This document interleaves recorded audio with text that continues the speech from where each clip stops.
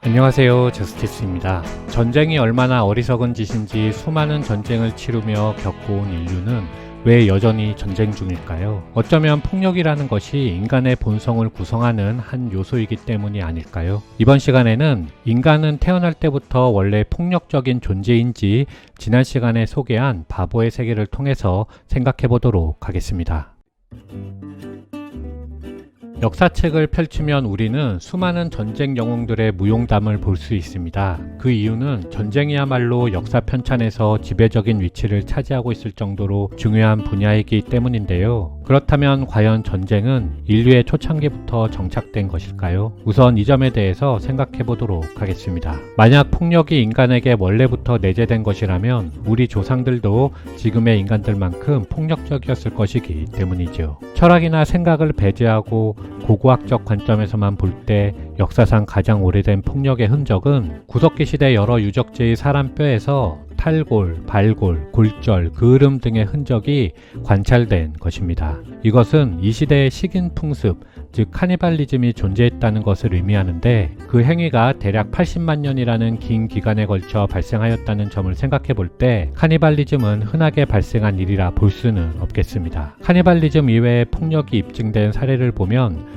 구석기 시대의 유골 중에서 폭력 행위로 발생한 상흔, 즉 둔기로 머리를 강타당한 흔적이라든지 나무나 돌 같은 예리한 물건에 찔린 흔적이 발견되었습니다. 대부분의 상처에는 치유된 흔적도 함께 남아 있었는데 이러한 상흔들은 전투에서 발생하였다기보다는 사냥 같은 사고나 개인 간의 분쟁에 의해서 발생하였다고 보는 것이 타당합니다. 따라서 고고학적 자료에 근거할 때 구석기 시대에 공동체 내 분쟁은 비교적 드문 일이었고 공동체 간의 분쟁도 거의 없었을 것으로 추정합니다. 하지만 기원전 13,000여 년경부터는 어떤 유골은 몸에 박혀있던 화살촉과 함께 발견되고 또 다른 유골에서는 머리에 강력한 타격 또는 투창의 충격으로 발생한 상흔이 발견되기도 하는데요. 이런 증거로 볼 때 대체로 구석기 시대 말부터는 집단 폭력이 시작된 것으로 판단할 수 있습니다. 기원전 1000년에서 6500년 전에 그려진 스페인 레반트 동굴 벽화의 몇몇 그림에는 활을 쏘는 무리가 양 진영으로 나뉘어 전투하는 장면이 재현되어 있는데 이는 구석기 시대의 동굴 벽화에서는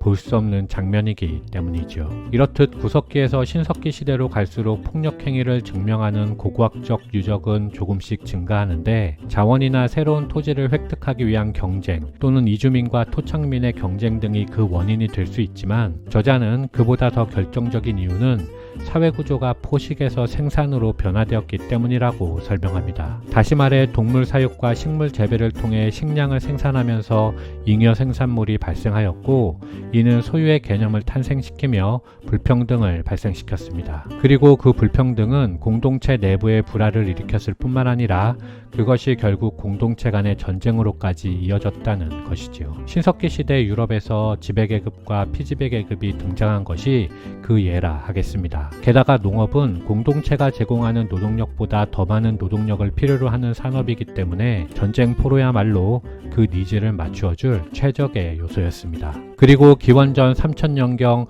청동기 시대가 열리자 전쟁은 더욱 치열해져서 인간은 금속으로 무기를 만들어내었고 이 시기부터 전쟁은 하나의 제도로서 자리 잡게 되었습니다. 이렇게 전쟁과 폭력은 인간의 문명의 발전함에 따라 같이 발전하며 바보들과 함께하게 되었습니다. 그렇다면 여기서 궁금증이 하나 생깁니다. 폭력이 인류의 문명 발전과 궤를 같이 하였다면 그 폭력성은 유전자가 되어 현대인에게 전해졌을까 하는 것인데요. 15, 16세기 아메리카 대륙 탐험가들의 수많은 잔혹행위들은 폭력이 인간의 유전자에 각인되어 있다는 주장을 뒷받침하는 데 사용되었고 17세기의 홉스는 리바이어던에서 인간은 인간에게 늑대다라고 하였으며 19세기의 찰스 다윈은 우리의 악한 감정은 바로 우리의 혈통에서 비롯되었다고 하였습니다. 아울러 20세기 초의 프로이트도 원시에서 문명으로 진화하면서 인간의 공격성은 상당 부분 내면화되었을 것이다 라고 지적한 바 있지요. 이렇듯 20세기 초까지만 해도 많은 이들에게 인간은 본래 악하다는 믿음이 널리 퍼져 있었습니다. 하지만 20세기 후반에 이르러서는 가정 환경과 사회 환경이 폭력의 중대한 발단이라고 지적되기 시작했는데요. 폭력은 유전자에 새겨진 것이 아니라 원한, 증오, 적개심과 같이 역사적이거나 사회적인 원인 때문에 발생한다는 해석이 등장한 것입니다. 전쟁은 유전자의 산물이 아니라 사회와 문화의 산물이라는 주장이죠. 과연 폭력이나 전쟁을 발생시키는 인간의 호전성, 공격성은 유전되는 것일까요? 아니면 사회 환경의 결과물로 보아야 하는 것일까요? 개인적으로는 두 가지 모두가 작용하여 오늘날까지 전쟁이 이어지고 있다고 보는 것이 옳지 않을까 생각하는데 여러분의 생각은 어떤지 궁금합니다. 평화를 원한다면 전쟁을 준비하라. 이 격언은 4세기와 5세기의 전환점에 쓰인 베게티우스의 군사론에 나오는 한 구절입니다. 저자는 이것을 무장평화라 불렀는데 유럽은 20세기 중반 제2차 세계대전이 끝날 때까지 학문 분야에서는 서로 연합하면서도 정치와 경제 분야에서는 위 격언을 금과 옥조처럼 떠받들며 대립하는 멍청한 짓을 되풀이해왔으며 그것이 지금의 유럽을 아류로 만든 원인이라고 지적하였습니다. 바로 이것이 유럽이 행한 가장 어리석은 짓이 아니었을까요? 오늘은 신간 바보의 세계를 통해서 왜 인간이 전쟁을 되풀이해 왔는지 생각해 보았습니다. 이상 마치겠습니다. 감사합니다.